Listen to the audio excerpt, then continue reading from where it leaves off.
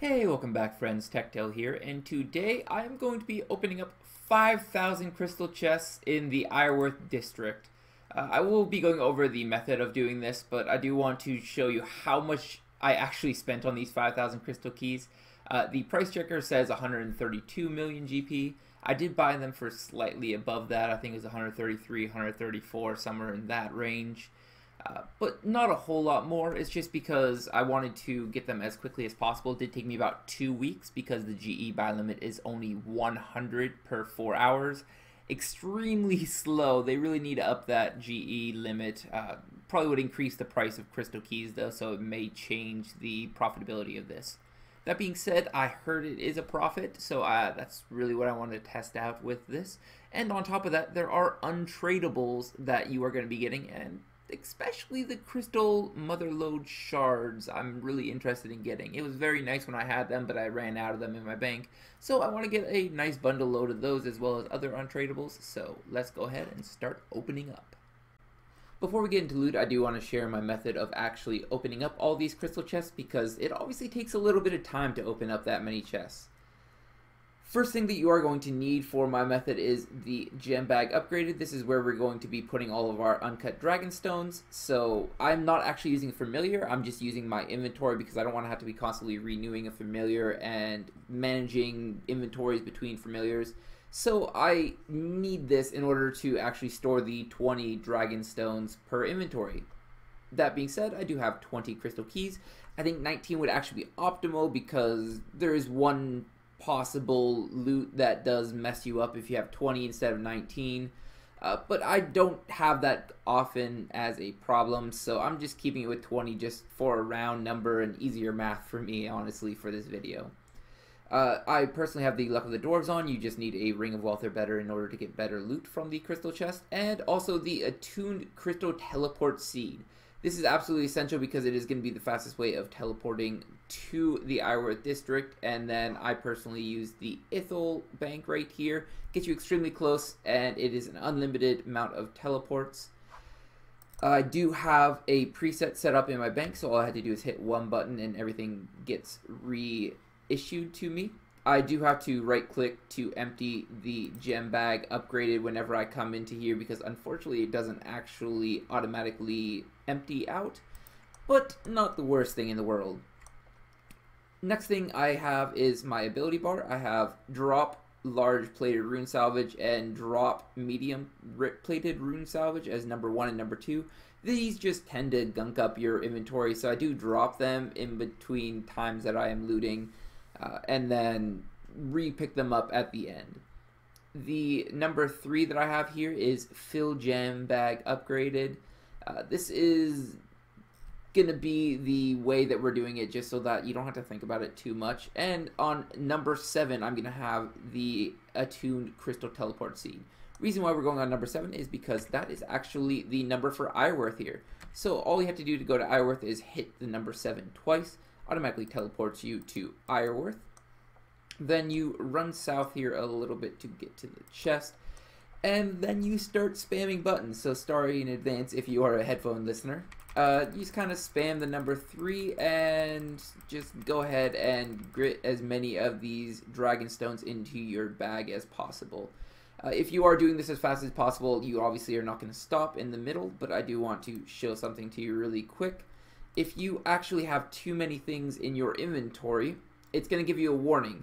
This is extremely bad because we're trying to loot this as fast as possible. This is the reason why we actually have the dropping of large and medium plated rune salvage.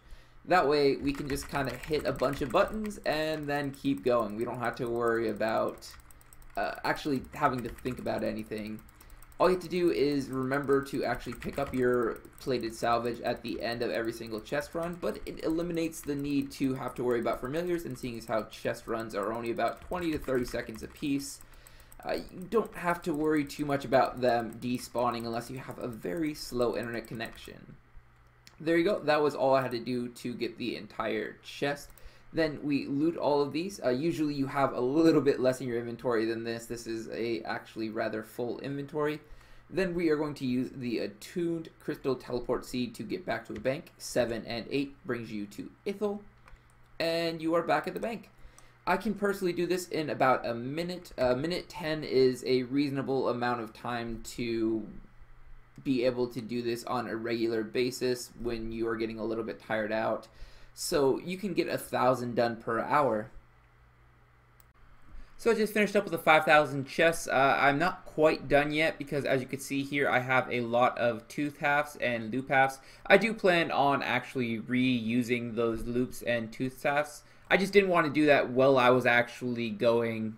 That way we could have an accurate 5,000 loot. And then I'm going to see exactly how many chests you actually get opened with 5,000 keys.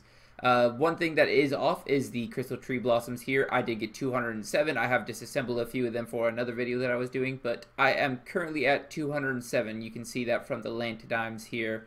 You get 5 Lantidimes for every crystal tree blossom.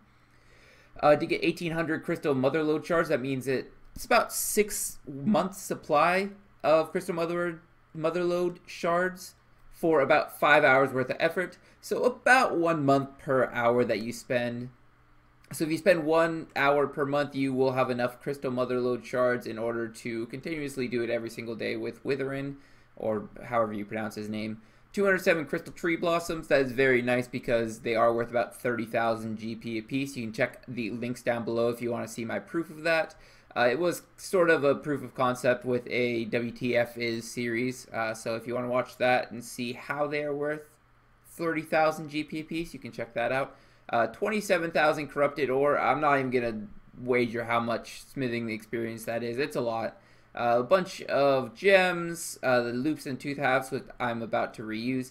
The adamant stone spirits are actually kind of annoying to get just because if you get them on your first key, if you are carrying 20 keys with you, you actually have to immediately drop them. Otherwise, it stops you from going and getting any more loot without having to go through all of that message that you just saw.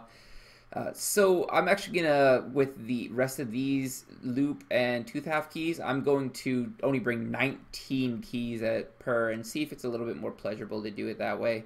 A lot of rune items, a lot of alkables, Lantidimes, which are actually the most expensive herb, or pretty close to one of the most expensive herbs, some talismans, and some miscellaneous seeds. Unfortunately, the seeds aren't worth nearly as much as they used to be. Elder is probably the best, and it's only at 44,000. So I am going to open up the rest of these keys and then come back to you in a couple seconds here. So finally finished up with the last of the keys, and as you can see from the Mad Dragonstones here, 5,518.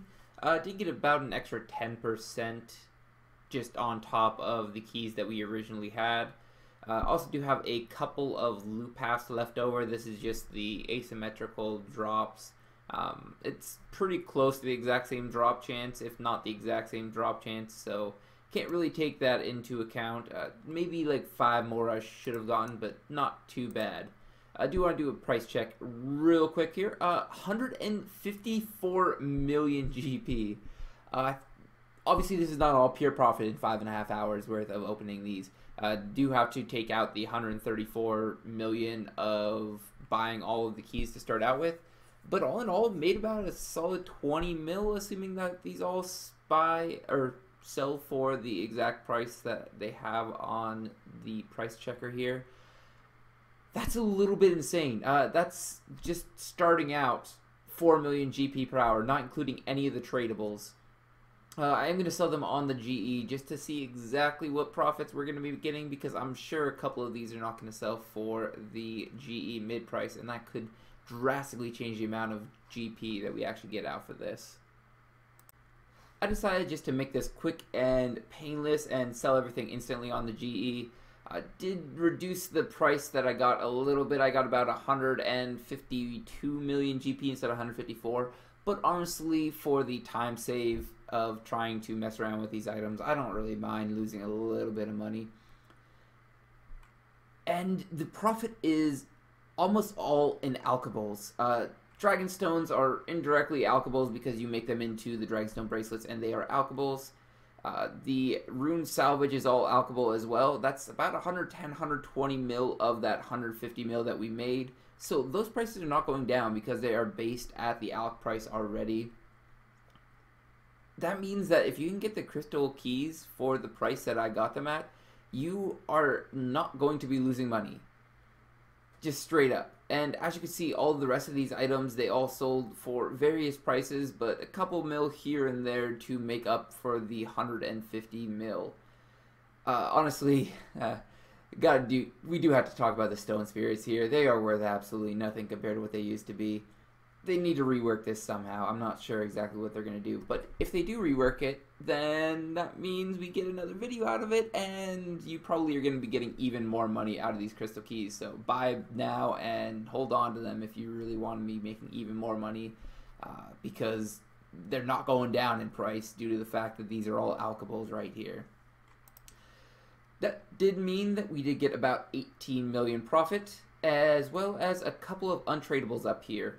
The crystal motherlode shards, these are for an extra chance at the motherlode maw. You can essentially pull twice from the motherlode maw because you can go to Witherin or whatever the heck his name is and get a extra chance at another motherlode maw loot.